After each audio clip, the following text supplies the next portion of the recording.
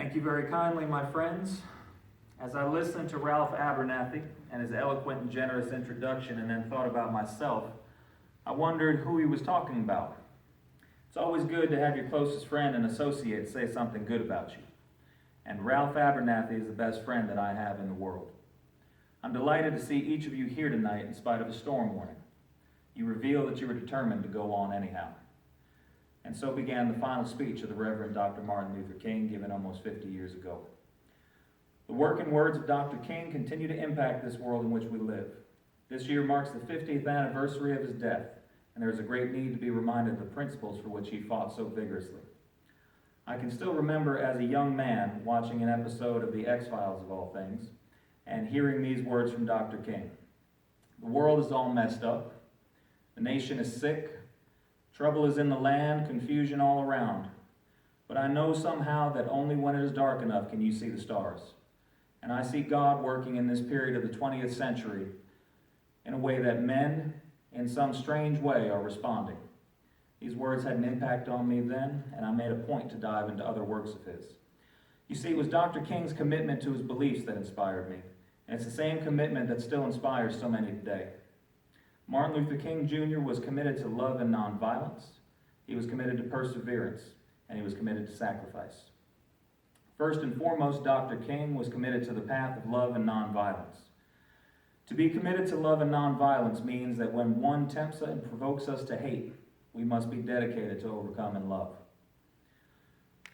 In May of 1963 in Birmingham, Alabama, when Sheriff Bull Connor unleashed electric cattle prods, fire hoses, and police attack dogs on peaceful protesters, it would have been easy to respond in hate, but love and nonviolence won the day.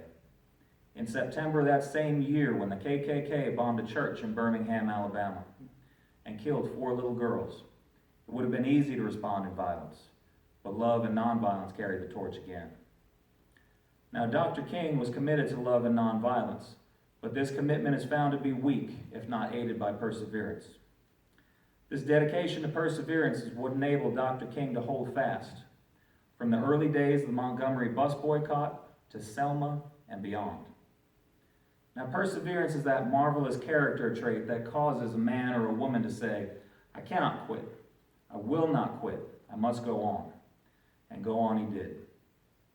Dr. King and those brave marchers went on to face off with Selma County Sheriff Jim Clark, who on Bloody Sunday had brutally beaten and arrested thousands of black protesters on the Edmund Pettus Bridge. It would have been easy to quit in the face of such violence and hatred, but perseverance produced a perfect fruit, and Dr. King led thousands on a march from Selma to the capital of Montgomery.